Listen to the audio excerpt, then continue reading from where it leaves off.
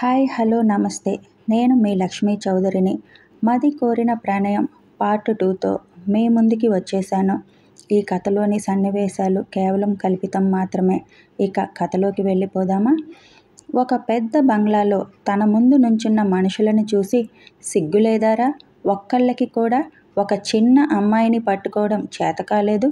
15 ఏళ్ల అమ్మాయి ఇంట్లో నుంచి తప్పించుకొని వెళ్తుంటే ఒక్కరు కూడా చూడలేకపోయారు. కనీసం వెళ్ళిన అమ్మాయిని పట్టుకొని తీసుకురాలేకపోయారు. 2 రోజుల్లో ఆ అమ్మాయి నా ముందు ఉండాలి. అది ఎంతో దూరం వెళ్ళలేదు. ఈ చుట్టుపక్కలే ఎక్కడో దాక్కొని ఉంటుంది. దానికి ఇక్కడ నుంచి తప్పించుకునే ధైర్యం మాత్రం లేదు. వెతకండి. ఎక్కడెక్కడది దాక్కోగలదు ఆ ప్రదేశాలు వెతకండి అని అంటాడు 40 ఏళ్ల నరేన్. అసలు అది ఇంట్లో ఆ రూమ్లో నుంచి బయటకు వెళ్ళింది అంటే కారణం ఇంట్లో వాళ్ళు ఎవరో దానికి సహాయం చేశారు. ముందు ఆ సంగతి ఏంటో చూడు.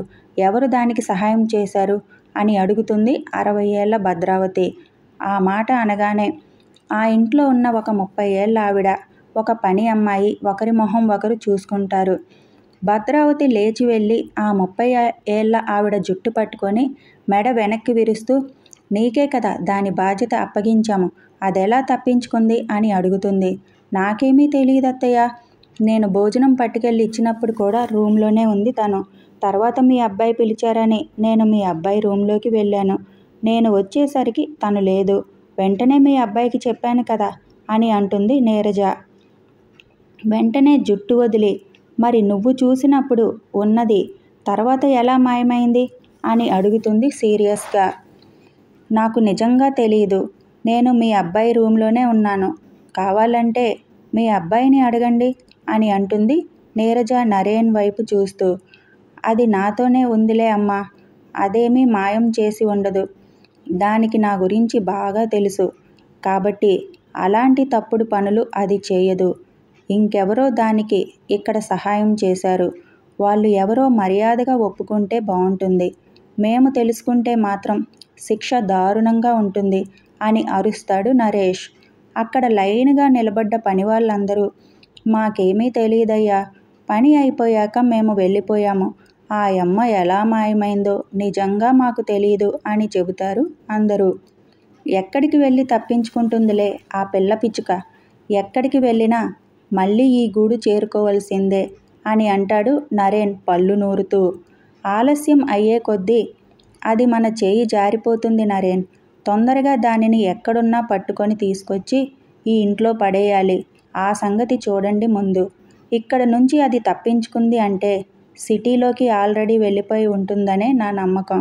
బస్టాండ్లో వెతకండి అని అంటుంది భద్రావతి. బస్టాండ్లో మన మనుషులు ఉన్నారమ్మా. రైల్వే స్టేషన్లో కూడా ఉన్నారు.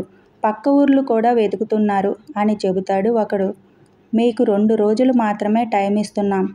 ఈ 2 రోజుల్లో ఆ పిల్ల ఎక్కడున్నా తెచ్చి నా కాళ్ళ దగ్గర పడేయండి దానిని. ఎంత ధైర్యం ఉంటే అది ఈ ఇంట్లో నుంచి తప్పించుకుంటుంది. ముందు దాని తల్లిని తీసుకురండి అంటుంది భద్రావతి. అప్పటికే మనుషులు వెళ్ళి ఆవిడిని తీసుకురావడంతో నీ కూతురు ఎక్కడా అని అడుగుతుంది సీరియస్గా భద్రావతి. నాకెలా తెలుస్తుందమ్మా? ఈ ఇంట్లోనే కదా ఉండాలి. ఏమైంది నా కూతురికి అని కంగారుగా అడుగుతుంది భూమిక తల్లి భారతి. నీ కూతురు ఇంట్లో నుంచి తప్పించుకొని పారిపోయింది. మీ దగ్గరికే వచ్చి ఉంటుంది కదా. ఎక్కడ దాచారు మీ కూతుర్ని చెప్పండి. లేదంటే మాత్రం పరిణామాలు తీవ్రంగా ఉంటాయని బొంగురు గొంతుతో అరుస్తుంది భద్రావతి. ఏంటి? నా కూతురు తప్పించుకొని వెళ్ళిపోయిందా? నిజంగా చెప్తున్నారా మీరు అని ఆనందంగా కన్నీళ్లతో అడుగుతూ, మా దగ్గరికి వస్తే మా చేతకానితనంతో మళ్ళీ మీకే ఎక్కడ అప్పగిస్తామో అని మా దగ్గరికి రాకుండా తన దారి తను చూసుకున్నట్టుంది.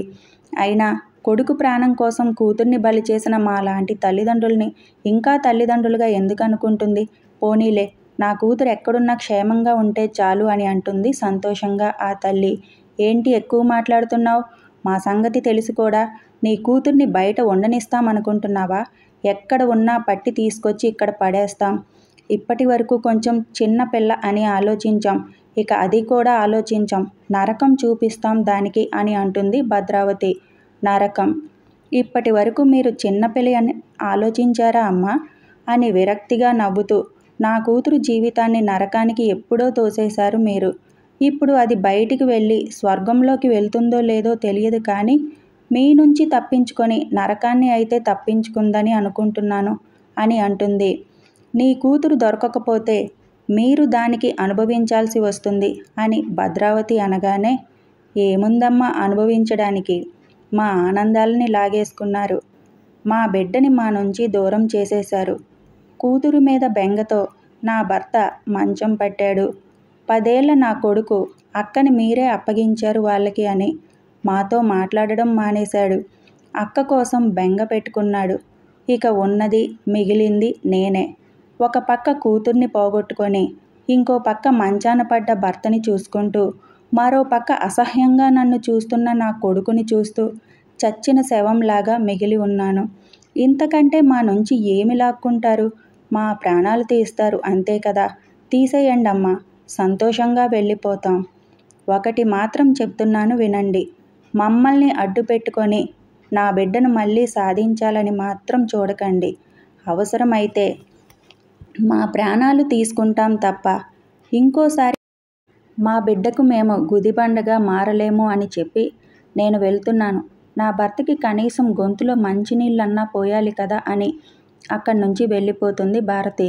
వెళుతున్న తనని అడ్డుకోబోతున్న రౌడీలని తప్పుకోమని, వెళ్ళనివ్వంట్రా దాన్ని అని అంటుంది భద్రావతి. అదేంటమ్మా అలా వదిలేసావు ఆవిడిని? వాళ్ళకి తెలిసే ఉంటుంది, అంత చిన్నదానికి ఎక్కడికి వెళ్ళాలో ఎలా తెలుస్తుంది? వీళ్ళే ఎక్కడికైనా పంపించారేమో, గట్టిగా 4 తగిలిస్తే నిజం చెప్పేది కదా అని అంటాడు నరేన్. లేదురా, దాని మొహం చూస్తేనే తెలుస్తుంది, దానికి కూడా ఏమీ తెలియదని. ఇప్పుడు వాళ్ళని మనం ఏం చేసినా మనదే తప్పు అవుతుంది. ఎంత దూరం పారిపోతుంది? ఎలా అయినా వాళ్ళని కలవడానికి వస్తుంది. అది తల్లిదండ్రులను వదులుకోదు కదా, కాబట్టి తప్పకుండా వాళ్ళ ద్వారానే అది మనకి దొరుకుతుంది. వాళ్ళ ఇంటి మీద ఒక కన్నేసి ఉంచండి అని రౌడీలకు చెప్పి లోపలికి వెళ్ళిపోతుంది భద్రావతి. పిల్ల పిచ్చుక, ఎంత దూరం పారిపోతుందిరా? ఒళ్ళు దగ్గర పెట్టుకొని వెతకండి, ఆ అమ్మాయి నాకు కావాలి, త్వరగా తీసుకురండి వెళ్ళి అని రౌడీలకు చెప్పి విసుగ్గా అక్కడి నుంచి వెళ్ళిపోతాడు నరేన్. వాళ్ళిద్దరూ వెళ్ళిపోగానే నీరజ పని వాళ్ళందరినీ వెళ్ళి మీ పనులు మీరు చూసుకోండి అని చెబుతుంది.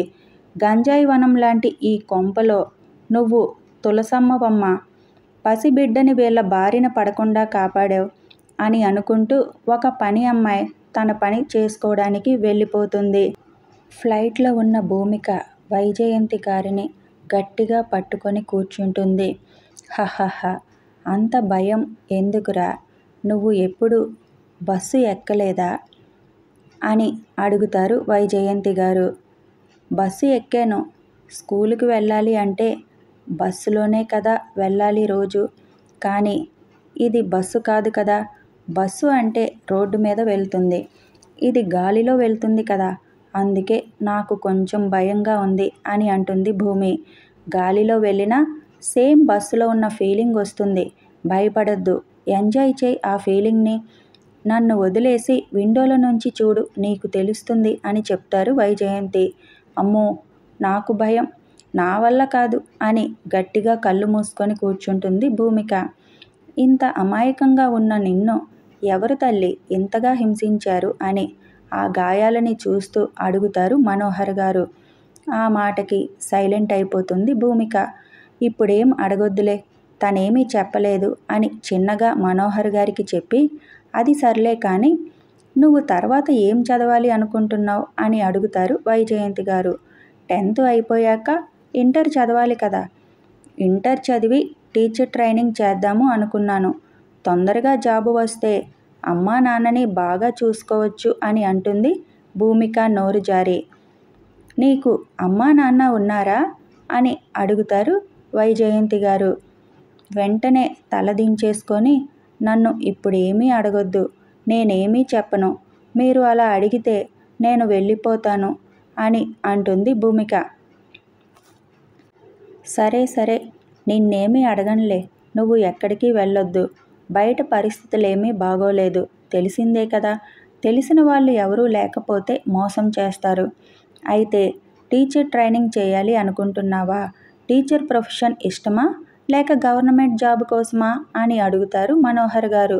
గవర్నమెంట్ జాబు అని కాదు, కానీ తొందరగా జాబ్లో జాయిన్ అయిపోవాలి కదా, అందుకు. టీచర్ ప్రొఫెషన్ అంటే ఇష్టం కాదు, అవసరం, అంతే. మరి ఇప్పుడేం చేయాలి అనుకుంటున్నావు? తెలీదు. ఏదైనా తొందరగా అయిపోయే చదివే చదువుకుంటాను నేను. ఎవరికి భారంగా మారిపోకూడదు కదా అని అంటుంది అమాయకంగా. ఫ్లైట్ ల్యాండ్ అవుతుంది వైజాగ్ ఎయిర్పోర్ట్లో. భూమికని తీసుకొని ఎయిర్పోర్ట్ బయటికి వస్తారు వైజయంతి మనోహర్ గారు. బయట కారులో సిద్ధంగా ఉన్న 21 ఏళ్ల అబ్బాయిని చూసి, అద్వైత్, నువ్వెందుకు వచ్చావు డ్రైవర్ని పంపించకుండా అని చిరుకోపంగా అడుగుతారు వైజయంతి గారు. Ma'am, I am not a kid, నాకు లైసెన్స్ కూడా వచ్చింది. నువ్వు నన్ను ఇంకా చిన్న పిల్లాడిలా ట్రీట్ చేయకు అని తండ్రి ముందుకు వెళ్ళి, ఇప్పుడు మీకు ఎలా ఉంది డాడ్ అని అడుగుతాడు. ఐఆమ్ ఫైన్ నానా, మీ అమ్మకి నేనే కిడ్లా కనిపిస్తాను. ఇంక నువ్వు కనిపించకపోవడంలో ఆశ్చర్యమేముంది, వెళ్దాం పదండి అని అంటారు మనోహర్ గారు నవ్వుతూ. ఇద్దరూ కారు ఎక్కుతూ భూమి అని పిలుస్తారు వైజయంతి గారు. పక్కన నిలబడి ఒక బోర్డు వైపు చూస్తున్న భూమిని చూసి, హా, వస్తున్నాను అమ్మగారు అంటూ అటు తిరిగిన భూమి ఎదురుగా కనిపిస్తున్న అద్వైతుని చూసి, అయ్ బాబోయ్, అచ్చం సినిమా హీరోలా ఉన్నారు, ఎవరండి ఈయన అంటుంది ముందుకు వచ్చి.